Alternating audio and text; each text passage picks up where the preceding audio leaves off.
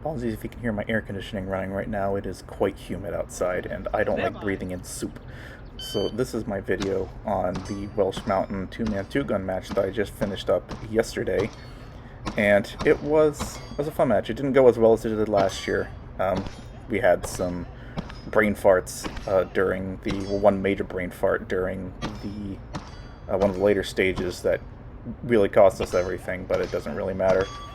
We were there for just a good time. We weren't there to take home any prizes. Not that you get any, because the prize table is done by a lottery. But the stages are usually pretty straightforward. There's one or two that might seem kind of complicated. This one was pretty simple. But you have a bunch of steel plates. You and your partner took turns shooting at them. Then you carry this beam up to the shooting platform. And from there, you took turns engaging at some targets. So I would be shooting at 200, my partner would be shooting at 300, then I would shoot at 400, and then he would shoot at 500. Point out, you saw that I was using my CZ-P10C as my pistol with the RMR on it. I just got a new holster for it. I got a Safariland ALS because I figured it was time that thing got something a little bit nicer than the Blackhawk Omnivore, but I also wanted to be able to protect the red dot that it had, because I had problems with rain getting on it. But I do plan to get an RCR at some point. I just don't know when. And the rifle is my Bren 2, which actually had a malfunction for the first time ever.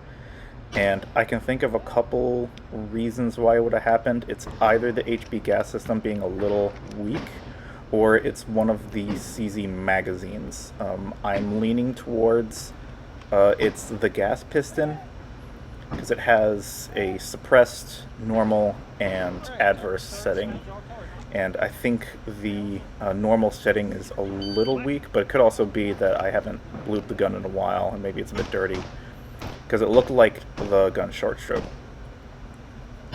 So then this stage, you reach into a bag and you pull out a little scrunchie that's either black or white, and depending on what color you pulled out, you shot those targets. So I pulled out the black one, so I shot all the black targets, and then you ditch your rifle. You could carry it with you, but we decided it was faster to just ditch the rifle, because at this point we were still thinking we could do okay.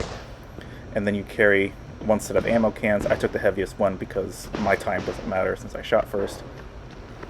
And then you go up to this bay where there's a bunch of pistol steel. You draw a load and shoot all of the steel that is the color of the scrunchie you pulled. You can see it on my wrist there. And I thought that my pistol shooting was going really well, although one thing we figured out by the end of the day was that we suck. We're bad compared to everyone else who was here. New Holland attracts a very high-level competitor. They normally put on USPSA matches, and everyone that's there is wearing TechWear shirts. It's got 2011s. They've got tuned ARs, and we had, my partner was shooting a Glock and a VHS-2 as his rifle. So neither of us were using our quote-unquote gamer gear. Not that I even have any. But the Bren 2 is about as close as I get. Maybe the SOT mod. So for this one, this is kind of bounding. So I go first, and first shooter loads their rifle, shoots these paper targets, and then ditches the rifle. And then your partner goes through the same obstacles, bounds past you, and then he engages some pistol targets that are over to his right after getting over this wall, which everyone was so scared of. You can just vault yourself over it. It's not a big deal. And then he ditches his pistol. You bound past him across that balance beam, which has some clay pigeon quote-unquote mines that if you break, it's a penalty. And once you get across that beam, then I will load my pistol, engage some pistol targets, and only one of you is moving at a time, so I get across the balance beam. Okay, not the fastest. And then I ditch my pistol, and then my partner bounces past me, and then he finishes the stage by shooting at some rifle paper targets. This one was fun. There's not a whole lot of shooting. I mean, you shot at least four pistol targets and 8 rounds of rifles. So the whole round count for actually the whole match was relatively low. I only came close to reloading my rifle on the next stage that you'll see. And even then I didn't. I only had to reload my pistol once. So they told you that the round count was like 150 or 175 for each gun, but that didn't turn out to be the case, thankfully. So he's going to finish up those targets, and then we're going to go on to the next stage, which is a sea of paper. And my partner and I were trying to look at this and figure out like which ones can I see from there, which ones can we engage. By this point, it was hot and really humid, so we decided, you know what, to hell with it. We're just going to shoot everything that we can see because there's no penalty for overshooting on targets. So I'm just blazing away, double tapping, not caring where shit lands. And then you have to carry the cinder block over to the next bay, and then do the same thing with a bunch of pistol steel. So I get there first, so I start shooting first, and I get through most of the pistol steel before my partner gets over. He was trying to get A-zone hits, so he was shooting a bit slower and also shot a bunch less ammo. And apparently the cinder block was supposed to completely stay in the orange, but since the RO called it as good, I just left it there. And that's what matters. So I get through most of the steel. I clean the Texas Star and the plate rack on my own, which ended up being pretty good because my partner, he drove up to stay with me because the range is closest to me, and he was a bit low on ammo. He was worried he'd be a bit low on ammo anyway, so I've got ammo to spare. This is the one where we ate our big penalty. So this is the complicated one. So the way it works is one of you flips a card, and it'll say, and you're also assigned a color. So I was red, he was black. And there's a rifle station and 2 arrays of pistol targets, and whatever card you flip over, it'll say like red rifle or black pistol 1 or red pistol 2. Whichever one you flip over, that's the shooter that goes and shoots it. So what happened was there's 2 pistol arrays that are right next to each other. He flipped over black pistol 1, so he went and he shot the black pistol array, but then because he just saw targets in front of him, he just kept going.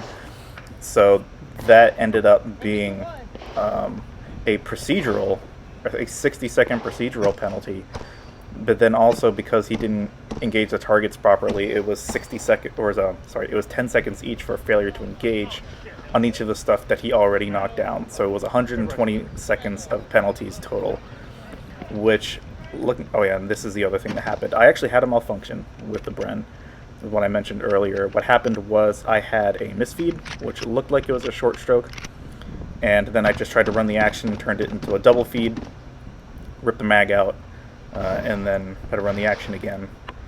And then I was actually able to clear it and keep going. But what it meant was I actually cut myself. When I ran the action one of the times, I cut my thumb, and you may be able to see I'm bleeding a little bit. I cut my thumb on the red dot mount, I think. So I had to pull some band-aids out of my boo-boo kit, which didn't actually stick, maybe because my skin was kind of clammy. This one was a little neat, although it was a little simple. You had this junked plane as a prop. One of you shoots through the cockpit doors, and then one of you shoots over the tail. And you just shoot a bunch of pistol paper. There's 14 total, so we just divided it between us. I shot 7, he shot 7, so we finished around the same time. And then you take this duffel bag, which has, I don't know, maybe some sandbags in it. I honestly didn't know or care. And then you carry it all the way to the end of the bay, and there's a little makeshift tunnel that they made out of some walls and a tarp. And you go through that, and you just knock down a bunch of pistol steel. Overall, the penalties tanked our score, but that would have taken us from about the middle of the pack, and it took us down closer to the bottom.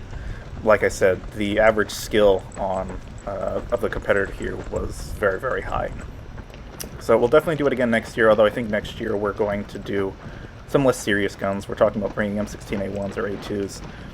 I would have liked to bring a G3 for this, or something in 308, but unfortunately the range rules prohibit us from doing that. And yeah, that's it. I did get a little gift certificate for a gun that I'm probably not going to buy for a while, so I'll just sit on it. And as I'm recording this, I have to wrap up and go get my mother a birthday card because her birthday is tomorrow, so peace out.